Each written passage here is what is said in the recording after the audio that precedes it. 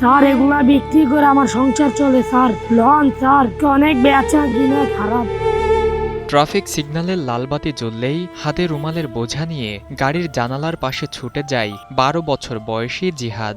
যে বয়সে তার থাকার কথা ছিল স্কুলের বেঞ্চে, সেই বয়সেই জীবনের কঠিন বাস্তবতা তাকে নামিয়ে এনেছে রাস্তায়। আমি তৈলা বিক্রি করে আমার পরিবার চলে, আমার মা বোনের খাওয়ান চলে, সব চলে। আজ মহান মে দিবস। বিশ্বের কোটি কোটি শ্রমজীবী মানুষের অধিকার, ন্যায্য মজুরি আর মর্যাদা দাবির দিন। শ্রমিক আন্দোলনের রক্তাক্ত ইতিহাসের স্মরণে পালিত হয় এই দিন। কিন্তু অধিকার আর স্বপ্নের সেই আলো আজও পৌঁছায়নি রাজধানীর সিগন্যালে রুমাল বিক্রি করা 12 বছর বয়সী জিহাদের জীবনে। শ্রমিক দিবস হোক আর যে হোক, আমার তো পেটের ভাত লাগবে। আমি কাজে বান না হলে আমার মা বোন খাইব কি? জিহাদের স্বপ্ন ছিল বড় হয়ে ডাক্তার হবে, মানুষের সেবা করবে। স্কুলের বই, খাতা আর ক্লাসরুম নিয়েই ছিল তার ছোট্ট পৃথিবী। বড় হয়ে ডাক্তার হতে চাই। কিন্তু ক্লাস 6-এ পড়া অবস্থাতেই হঠাৎ মারা যান তার বাবা। তারপর বদলে যায় সবকিছু। অভাবের সংসারের পুরো দায়িত্ব এসে পড়ে তার ছোট্ট 2 কাঁধে। শিখতে পড়ছিলাম, এখন আর পড়ি না। বাবা মারা গেছেন, সংসার আমি চালাই। মা আর বোনকে নিয়ে বেঁচে থাকার লড়াইয়ে জিহাদকে ছেড়ে দিতে হয়েছে পড়ার টেবিল, হাতে তুলে নিতে হয়েছে দায়িত্বের বোঝা, বিসর্জন দিতে হয়েছে তার শৈশব।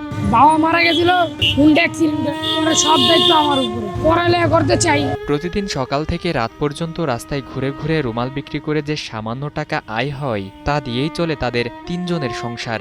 ট্রাফিক সিগন্যালের 90 সেকেন্ডই যেন তার জীবনের সবচেয়ে গুরুত্বপূর্ণ সময়। এই অল্প সময়ের মধ্যেই তাকে ছুটতে হয় গাড়ি থেকে গাড়িতে। অনেক মানুষ স্কুলে যায়, আমি কাজ করি, খারাপ লাগে অনেক। মে দিবসে যখন শ্রমিকদের অধিকারের কথা বলা হয়, তখন প্রশ্ন থেকে যায়, জিহাদের মতো হাজারো শিশু শ্রমিকের অধিকার কোথায়? যে বয়সে তাদের থাকার কথা স্কুলের বেঞ্চে, সেই বয়সেই তারা নেমে পড়েছে জীবিকার কঠিন বাস্তবতায়। তবু জিহাদ স্বপ্ন দেখতে ভোলেনি। এখনো সে স্কুলে ফিরতে চায়। এখনো সে স্বপ্ন দেখে একদিন সাদা অ্যাপ্রন পরে ডাক্তার হবে, মানুষের পাশে দাঁড়াবে। স্যার লয়া যান স্যার, লন স্যার এগুলা বিক্রি করে আমার সংসার চলে স্যার। এই মহান শ্রমিক দিবসে জিহাদের জন্য কোনো ছুটি নেই কোনো উৎসব কিংবা বিশ্রাম। শুধু বেঁচে থাকার লড়াই আর পরিবারের মুখে খাবার তুলে দেওয়ার দায়িত্ব নিয়ে আজও ছুটে চলেছে জিহাদ। ফরিদুল ইসলাম ইমন, নিউজ 24, ঢাকা।